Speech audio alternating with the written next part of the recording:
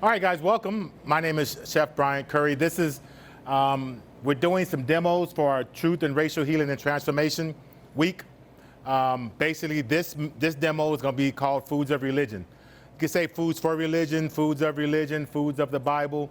Understand that there's a lot of food that's been around for thousands of years that really hasn't changed much that we're eating today. Maybe a technique or two has changed, or maybe even some migration of different types of food to kind of add to the flavor profile. But these foods are basically foods that are part of religion that actually crosses different types of religion.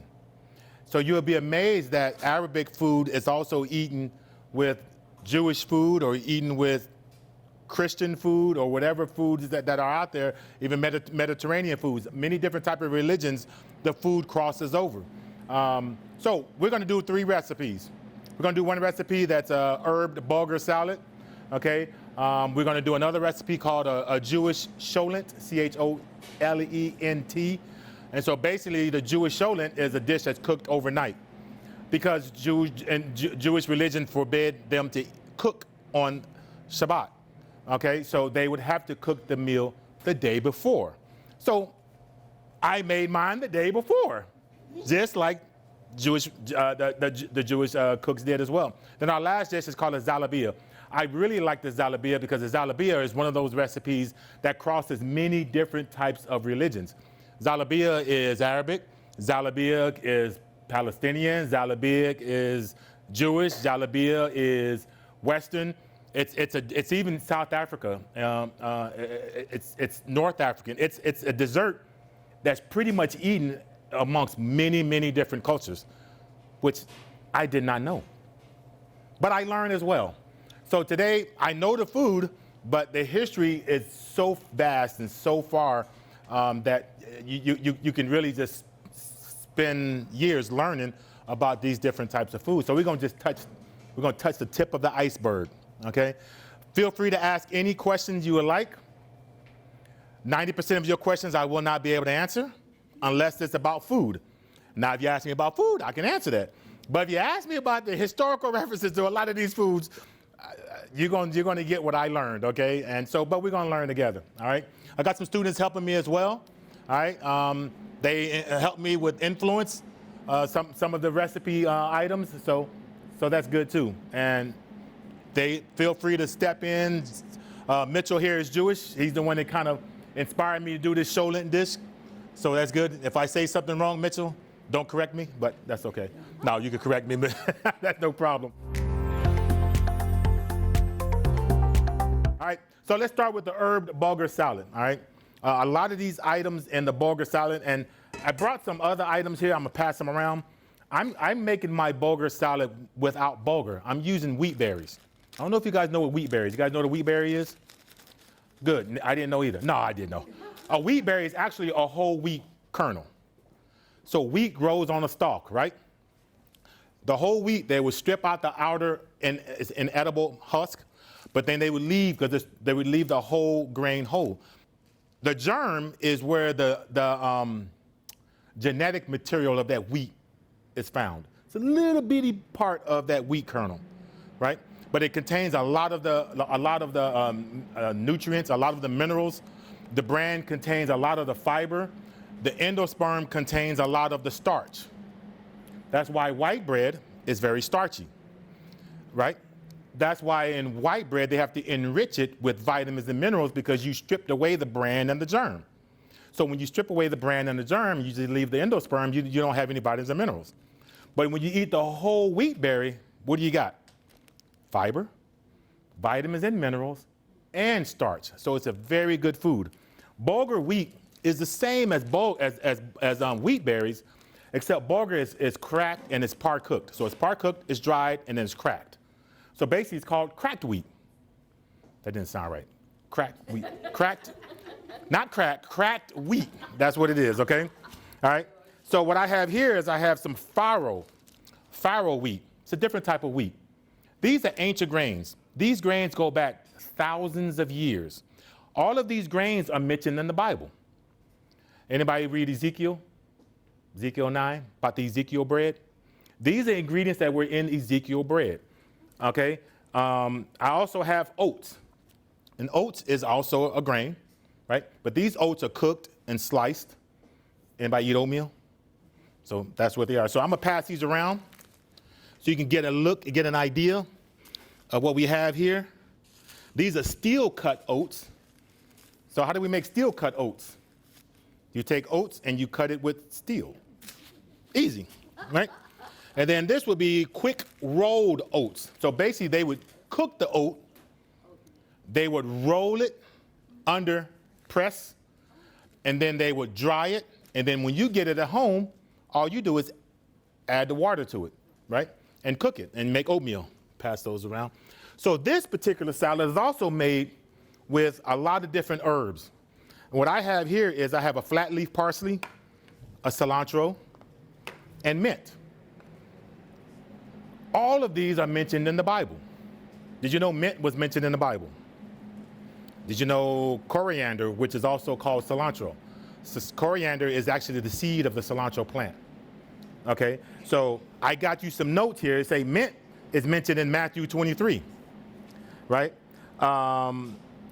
Jesus chastised the Pharisees because the Pharisees were given herbs, right, in lieu of their tithes. So Jesus got mad because, like, you're supposed to be tithing with money, but you're tithing with mint. Mint was very precious, but he didn't like that they were tithing with herbs. Okay, so we're going to make a salad with that. So basically, I like to use my hands, guys. I apologize for that. So I'm putting some gloves on. So what I want to start off first with, I'm going to put some gloves on here because we're cooking ready-to-eat foods. We want to put some gloves on. Let's start off with our scallions. Scallions are also called green onions. So I'm going to cut my green onion in half. Cut it on a bias, which means I'm going to cut it on an angle. I'll put it in a bowl. Got some cut up here. I'm going to take some flat leaf parsley. There is different types of parsley. And guys, all I'm going to do is just chop up this parsley. Okay, all I'm going to do is chop up the parsley. All right. All right, so I'm going to put the parsley in. I got some more parsley here. And cilantro. Remember what is cilantro? The seed of cilantro is called what? Coriander. Coriander is mentioned in the Bible as well. Okay, so I'm going to take my cilantro. I'm going to cut my cilantro up. Okay, put it in a bowl. Put some more cilantro in there. Then I have mint. Okay, mint, again, mentioned many times in the Bible as well as one of those herbs that was very precious. The mint stem is a little bit more hardier, so if you don't want to use the mint stem, you don't necessarily have to. Then I have some cooked wheat berries. So these wheat berries, and I know when you taste them, they're going to be very chewy, but that's really because of that endosperm. That bran is very tough. It gets very tough. So when you cook these at home, I know my recipe cooks it in the pilaf method. I would suggest you maybe cook it in the pasta method. Difference between pilaf method and pasta method. Pilaf method, you just add just enough water to soak into the grain, rice as well. Pasta method is you put a whole bunch of water and you just let it boil like you would pasta. Taste it as it goes, and then when it gets tender enough for you, then you can use. So I'm gonna put my wheat berries in the bowl. I got some tomatoes here. I got some Roma tomatoes. On the Roma tomato, I do like to go ahead and take the seeds out. Just kind of take the seeds out here. Then I'm going to chop.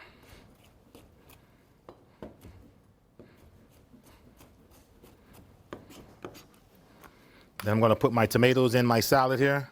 And basically, I'm building a salad. All right, so I got some tahini here. You guys know what tahini is? Tahini is a sesame paste, okay? Talking about one of those old items, sesame paste, tahini, goes back thousands of years, okay? Used in a lot of Mediterranean foods.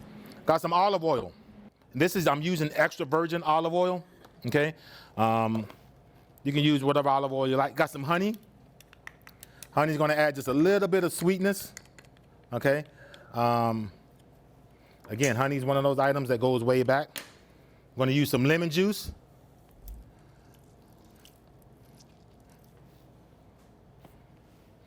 And I got some Kalamata olives. Okay? Olives, again, part of that olive tree. Right? Okay? So these are Kalamata olives. They're not black olives. These are more of a Mediterranean type of olive that has been brined and cured. Okay? If you get a raw olive off the tree, it's going to be very, very bitter. Right? These olives have to be brined in salt. They have, that's the only way you're going to really get them. You're probably not even going to find them right off a tree around here. So basically, I'm going to take it. Now I'm going to put a little bit of black pepper in. I'm going to put some pinches of salt. And I'm using my hands only because that sesame paste, that tahini, is really tight. Okay, so I'm breaking it up. And using a spoon or something like that could damage, you know, some of the herbs, could damage the tomatoes. I want to keep the tomatoes intact. So I'm kind of just stirring with my hand. I just like using my hands, okay? Like Mama did when she cooked. She cooked everything with her hands, you know what I mean? So then we want to take a spoon, and before we serve, we want to taste.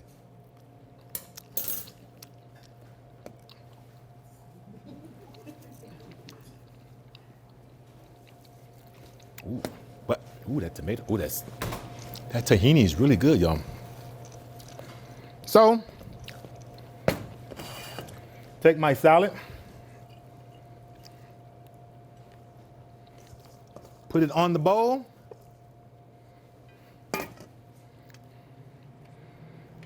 You know, if I want to take a little slice of lemon.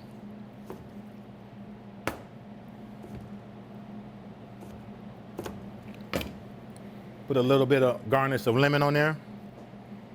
Put some flat leaf parsley right there. And I have a herbed bulgur salad. See how easy that was? Now, I'm being such a nice guy, I'm gonna let you taste it. So what I need you to do is go out into the hallway right there. We have some in the hallway. Get you a little plate of this bulgur salad, come back in there, and we'll have the second demo for you. All right, guys, how's the herbed bulgur? Has anybody ever, this is your first time eating wheat berries? First time eating a whole wheat grain, right? A little different. It's very healthy too, so if you don't like the way it tastes, you just know that it's healthy. That makes it better, right? No, that don't make it better if I tell you it's healthy. It's got fiber, it's got starch, it's filling. It's actually a meal replacement. So you can imagine how it was used early 2,000, 3,000, 4,000 years ago, when meat was scarce. Bulgur and farro was used a lot. You had to feed your animals something. You had to feed, you know, they were fed farro or bulgur because they had to live too, right? So the high starch is great as far as filling, right? The bran is fiber, right? Keeps the intestines clean, okay? Now we're going to get into the cholent. So the cholent is a Jewish dish, and to give a little background behind the cholent, Shabbat. Is that how you say it, Shabbat? Yeah. Shabbat. The Jewish culture, Jewish religion, you're not allowed to cook a fire, produce a fire on Shabbat, which is Saturday, right? Correct. So you had to either cook the day before or go starve or eat something cold. So what they would do early, we talk about 3,000, 4,000 years ago, what they would do is the Jewish households would take their cholent, put it into an earthenware pot, bring it to the local baker. The baker had a fire hearth oven that was made, the baker had cooking bread all day long. So they would turn that oven off. You would bring your cholent to the baker. They would shove it into their oven. The oven is off because they took the fire out, but the residual heat lasted. So they would close it and it would cook overnight. So you would put it in now we're talking thousands of years ago. They didn't have electricity. So we're talking about a wood burning, coal burning oven, right? Modern times, they would use a crock pot. Okay? I like these these pans, the cast iron, they work really, really well. They hold the heat very well in the oven. I cooked this, started at 6 o'clock yesterday, and you're about to eat it at noon. You're gonna eat it the same way they ate it thousands of years ago, okay? So I'm gonna show you how to do it. It's basically a layered dish. So what you wanna start with first is you'll put the potatoes in the bottom. So I could take my potatoes, cut them in half. Potatoes would be the base, okay? Then I would put some soaked beans. So what I have here is I have some soaked beans.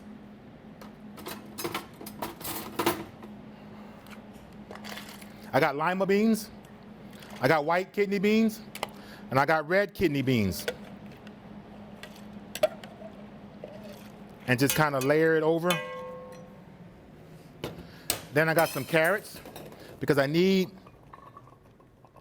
that, what we call in the culinary world, that mirepoix, onions, carrots, and celery. Put some onions on there. If you have more onions, I don't have a lot of onions here. So you can put more onions in there. Celery. And again, if you don't like celery, don't put it in there. If you don't like onion, don't put it in there. I would put onions, don't put not onions in there. And I got some green edamame beans. You can do green lima beans, you know, whatever. So you can see it's very colorful. Don't worry, that color's gonna go away after cooking for 15 hours. Everything's gonna look the same, all right? So now I got also got some barley. So I'm gonna put barley. So basically this is a bean and barley dish. Now, potatoes wasn't something that was traditionally cooked thousands of years in the just Jewish cholent, because potatoes came later. But potatoes came later with the trades that happened in the Middle East. So potatoes wasn't originally put into the cholent, but barley was always. Beans came later as well. So basically this was a bean and a barley dish. So now I got some garlic. Got some garlic cloves here. And what I do with the garlic, I'm gonna take the stem off the garlic. And I just like to slice it. Slice it. Very thin. Can you guys see that? You can see it. Can you see it? How's it look?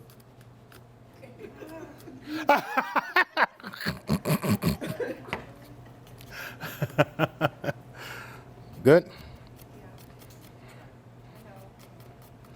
I'm scaring you over there? So I put some thinly sliced garlic in there.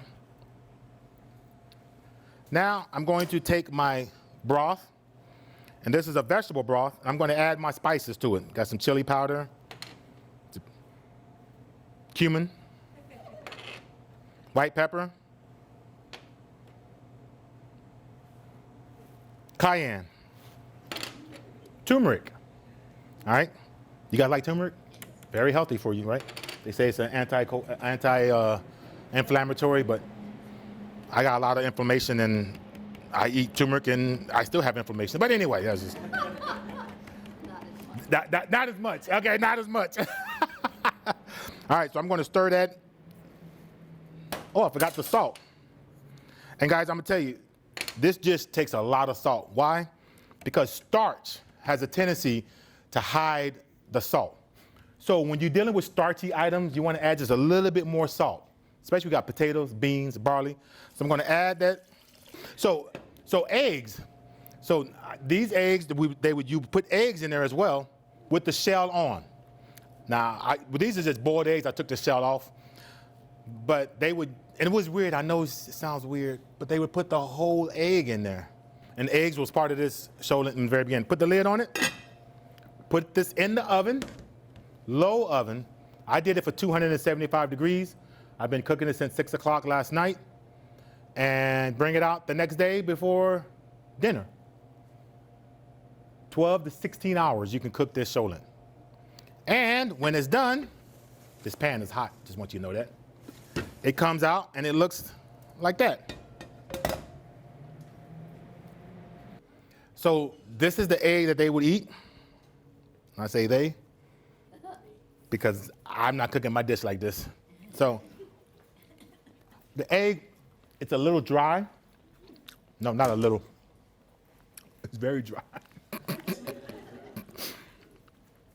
But when we serve our sholet, Does it have the flavor of the rest of the? yes, I can taste the barley and the beans in that egg. Put your egg on there. It's dry. Go ahead and put the sholet out there. It's out there. All right, so let me taste it. Let's taste it a little bit.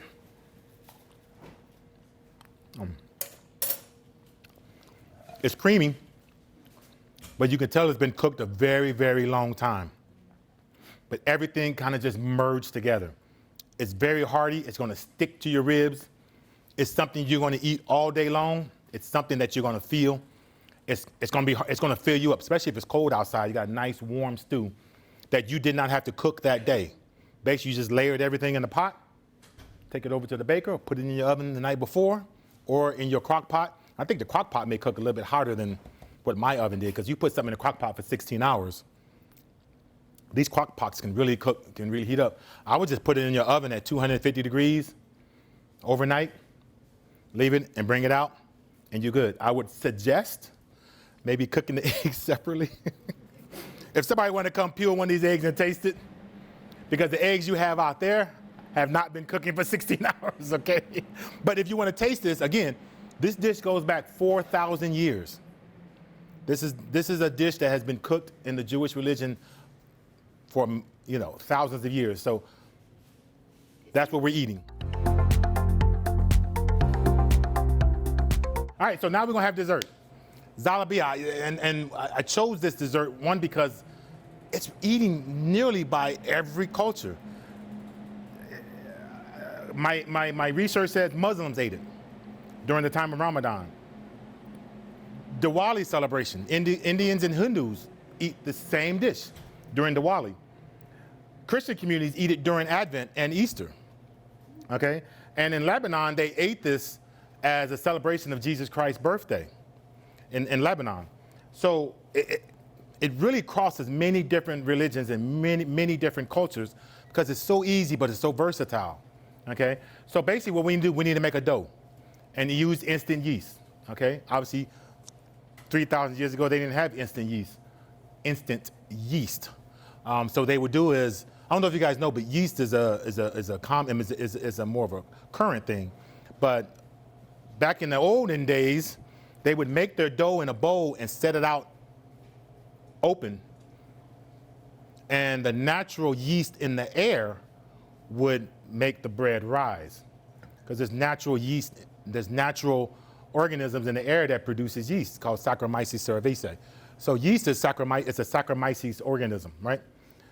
Problem is today, there's so many other things in the air that Saccharomyces would not have it. If you did it at home, you probably wouldn't get a risen bread. You probably get mold and mildew, because those organisms are also there. They're overpowering. So that's why we make yeast.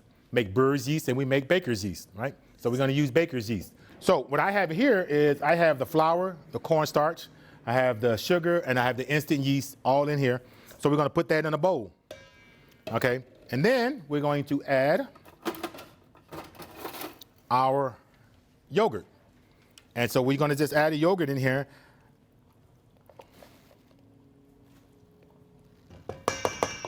And then we can add I got some honey here. You can add a little honey to it. Cardamom. You can add cinnamon to your dough. You can add whatever you like.